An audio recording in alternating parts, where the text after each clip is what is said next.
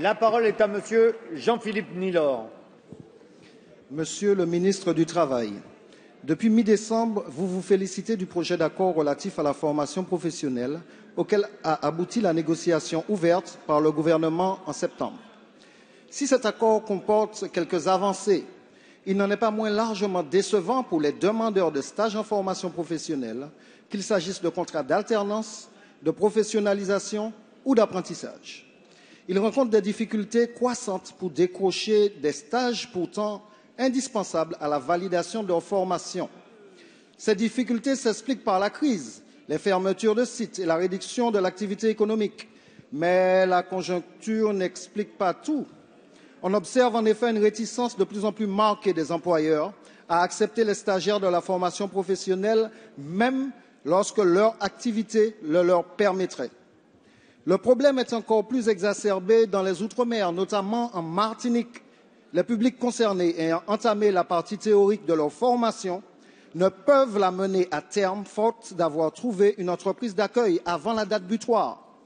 De nombreux jeunes en situation de décrochage précédemment, qui ont eu le courage de reconstruire un projet professionnel, sombrent alors dans l'angoisse, le sentiment d'échec face au rejet systématique de leurs demandes, ou pire, à l'absence de réponse de certaines entreprises. Ils cèdent alors au découragement et retournent dans la rue où l'oisiveté et la marginalisation leur tendent les bras.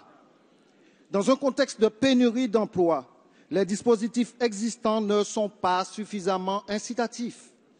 Monsieur le ministre, quels moyens concrets entendez-vous déployer pour que la politique en matière de formation soit en adéquation avec les perspectives d'avenir que nos jeunes sont en droit d'attendre? Merci. La parole est à Monsieur le ministre Michel Sapin. Merci beaucoup, Monsieur le Président de l'Assemblée nationale.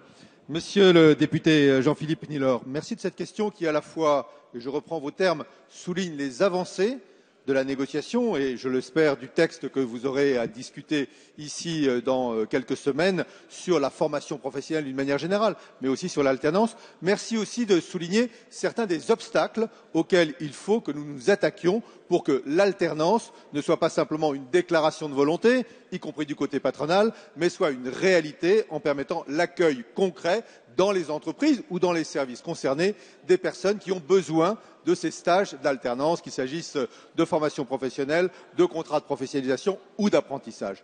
Les avancées, nous y reviendrons longuement, mais les avancées de cette grande négociation et du texte que je vais vous proposer, c'est plus d'argent pour ceux qui ont le plus besoin de formation. Des jeunes dont la formation est insuffisante pour trouver un emploi, les chômeurs qui ont besoin de cette formation supplémentaire pour occuper un emploi, et aussi ceux qui, dans les entreprises, ont le niveau le plus faible et qui sont souvent les premières victimes des restructurations. Mais il faut pouvoir trouver des stages, des entreprises qui accueillent les stagiaires en question. Et c'est vrai que nous pouvons rencontrer les uns et les autres un certain nombre de difficultés. De ce point de vue, deux choses.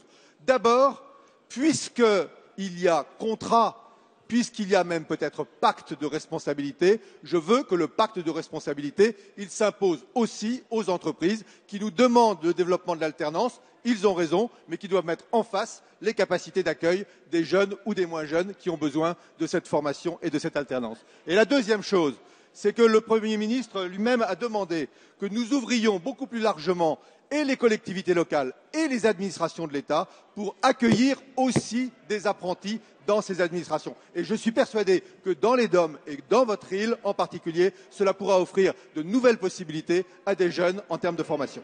Merci, Monsieur le ministre.